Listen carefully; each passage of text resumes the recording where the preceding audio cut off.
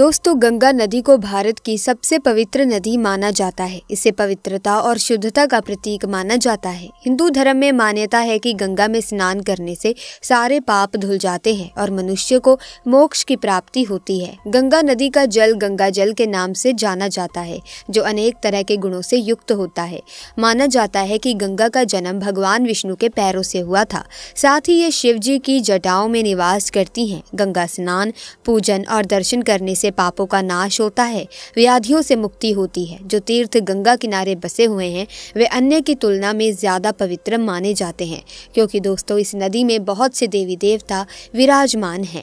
ऐसे में दोस्तों एक बहुत ही रोचक घटना कुछ समय पहले सामने आई थी, जिसमें अचानक से 20 साल की लड़की गंगा नदी में दौड़ने लगी। दोस्तों सुनने में आपको बहुत ही अजीब लग रहा होगा, लेकिन ये सत्य घटना है। लेकिन दोस्तों इस घटना को सुनाने से पहले या फिर इस वीडियो को शुरू करने से पहले अगर आप भी भगवान भोलेनाथ के भक्त हैं तो कमेंट सेक्शन में सच्ची श्रद्धा से जरूर लिखें, हर हर महादेव। दोस्तों कहते हैं कि यदि एक बार महादेव की कृपा किसी पर हो जाए तो वो भव सागर को पार कर लेता है। ऐसा ही महादेव के परम भक्त के साथ हुआ। तो आइए जानते हैं इस घटना के बारे में। दोस्तों बहुत समय पहले की बात है, जब उत्तराखंड के हरिद्वार में एक नागा साधु की कुटिया थी। वो नागा साधु महादेव भगवान शिव के बहुत ही बड़े भक्त थे। वो अपने सरल स्वभाव के कारण अत्यंत लोकप्रिय थे और साधु पूरे दिन महादेव के मंत्रों का जाप करते रहते थे। वो हमेशा लोगों को उपदेश देते कि भगवान को याद करने के लिए और उनकी कृपा पाने के लिए मन मार कर काम धंधा छोड़कर लगातार भक्ति करते रहना व्यर्थ है। अगर आपने सच्चे मन से दिन में एक बार भी भगवान का स्मरण कर लिया तो भगवान सदैव ऐसे व्यक्ति पर अपनी कृपा दृष्टि बरसाते हैं। तो घंटों जाप करना जरूरी नहीं है, जरूरी है सच्चे दिल से भगवान को याद करना। दोस्तों हरिद्वार से दूसरे गांव से एक आरोही नाम की लड़की रोज साधु के लिए खाना लाती थी। उसके बाद ही अन्य साधुओं को आरोही खाना खिलाती थी। एक दिन आरोही साधु के लिए देर से खाना लाई तो बाबा ने कारण जानना चाहा। आरोही बोली कि आज नदी पार करने के लिए नाव देर से मिली, इसीलिए मुझे देर हो गई। इस पर नागा साधु बोला, बेटी लोग तो भगवान का नाम लेकर भवसागर को पार कर जाते हैं, तो तू एक नदी पार नहीं कर सकती। आरोही पर बाबा की बात का गहरा प्रभाव पड़ा। अगले दिन वो सुबह सुबह बाबा के द्वार पर खाना लेकर पहुंच गई। बाबा ने पूछा, आरोही आज तुम इतनी जल्दी कैसे आ गई? आरोही बोली, बाबा आपने ही तो भगवान के नाम का सहारा सुझाया था, आज उन्हीं का नाम लेकर नदी पार कर गई। अब नाव का सहारा लेने की जरूरत जीवन भर नहीं पड़ेगी। उस साधु ने भगवान के नाम का उपदेश तो दिया था, परंतु उन्हें स्वयं उसके इतने बड़े प्रभाव का भान नहीं था। उन्हें लगा कि आरोही उनसे यह बात हास्य में कह रही है। लेकिन जब बाबा प्रमाण लेने आरोही को लेकर नदी किनारे पहुंचे तो ये चमत्कार देखकर उनकी आंखें आश्चर्य से फटी रह गई। आरोही भगवान का नाम लेते हुए सहजता से नदी पार करने लगी। बाबा ने आरोही को प्रणाम करते हुए कहा, हे देवी, आज से तू ही मेरी गुरु है। मैंने तो जीवन भर भगवान का नाम लेने का उपदेश दिया, परंतु तूने भगवान को अपना करके दिखा दिया। निष्पाप हृदय से सच्चे मन से भगवान को पुकारा जाए तो भगवान जरूर अपने भक्तों के सहारे के लिए उपस्थित हो जाते हैं। तो ऐसे में दोस्तों एक अन्य घटना मैं आपको बताने वाली हूँ जो इसी प्रकार से रहस्यमय और चमत्कारिक है। दोस्तों बाबा बैद्यनाथ धाम के कई बड़े रहस्य हैं। ये रहस्य इतने गहरे हैं कि आज तक इसका पता नहीं चल पाया। इसका जीता जागता उदाहरण है इलाहाबाद के रहने वाले प्रदीप जी। तो चलिए दोस्तों वीडियो को शुरू करते हैं। द्वादश ज्योतिर्लिंग में बाबा बैद्यनाथ ज्योतिर्लिंग ऐसा है जहाँ माता सती के हृदय में बाबा विराजमान है। माँ के हृदय पर बाबा के विराजमान होने से इस ज्योतिर्लिंग को हृदय पीठ कहा जाता है। यह ज्योतिर्लिंग मनोकामना लिंग के नाम से प्रख्यात है। दोस्तों ऐसे में इलाहाबाद के रहने वाले प्रदीप हमें बताते हैं कि यह घटना साल 2003 की है, जब प्रदीप जी अपने दोस्तों के साथ बैद्यनाथ धाम दर्शन करने के लिए गए थे। प्रदीप जी बचपन से ही महादेव के परम भक्त थे। उन्हें महादेव की भक्ति करने में बड़ा आनंद आता था। जब भी उनके पास समय होता तो वो मन ही मन महादेव के भजन गुनगुनाते रहते थे। उनकी महादेव के प्रति ऐसी भक्ति देखकर सभी लोग कहते थे कि प्रदीप जी महादेव को इतना याद मत कीजिए, कहीं महादेव को स्वयं आना ही ना पड़ जाए। कई लोग तो उनकी इस आदत का मजाक उड़ाने लगते थे। एक बार हर साल की तरह प्रदीप अपने कुछ दोस्तों के साथ बैद्यनाथ धाम गए।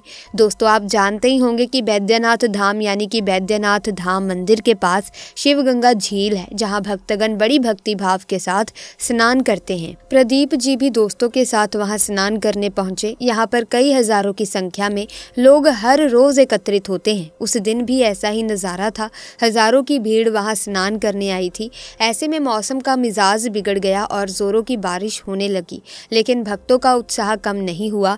तब भी कई भक्त घाट पर स्नान करने के लिए खड़े रहे। उनमें से एक प्रदीप भी थे। वो महादेव के परम भक्त थे और बिना स्नान किए घर वापस नहीं जाना चाहते थे। देखते ही देखते वहां पर बारिश अधिक हो गई और नदी का पानी खतरे के निशान से काफी ऊपर आ गया। ऐसे में सुरक्षा कर्मियों को वहां से लोगों को हटाने के आदेश दिए गए।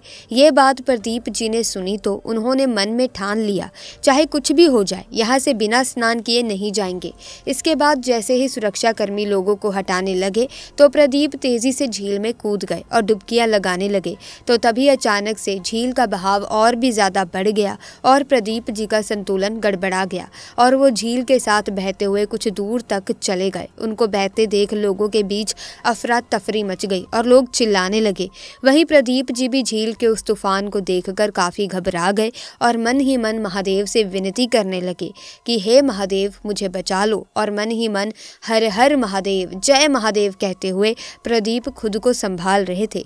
दोस्तों, देखते ही देखते वो झील की गहराई में डूबने लगे। तभी एक सुरक्षा कर्मी अचानक उनकी जान बचाने के लिए आया और प्रदीप जी को अपनी पीठ पर बैठाकर तैरते हुए घाट के पास सही सलामत ले गया।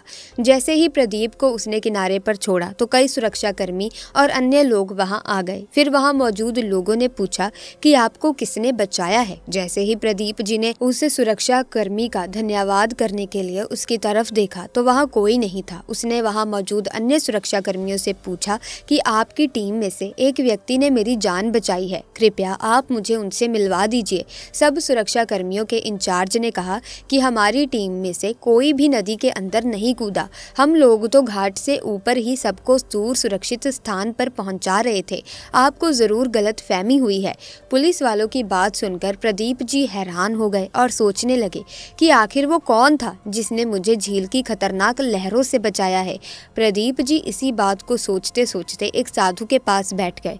प्रदीप को देखकर उस साधु ने पूछा कि तू इतना परेशान क्यों है। तब प्रदीप जी ने उस साधु को बताया कि बाबा, मैं इस बात से परेशान हूँ कि मैं झील में स्नान कर रहा था और अचानक से झील में डूबने लगा।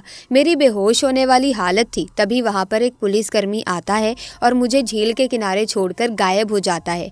बाबा, पता नहीं वो कौन था। वहाँ मौजूद सभी भक्तजन मुझसे कहने लगे कि ये मेरा वहम है, मुझे लहरों ने झील के किनारे फेंक दिया था। ये बात सुन वो साधु समझ गया कि वो कोई और नहीं बल्कि स्वयं महादेव थे। तब उस साधु ने प्रदीप जी से कहा, बेटा घर जाओ और महादेव का धन्यवाद करो और उनका ध्यान करो, उनकी पूजा करो। महादेव की असीम कृपा तुझ पर बनी हुई है, तेरा कोई भी बाल भी बांका नहीं कर सकता।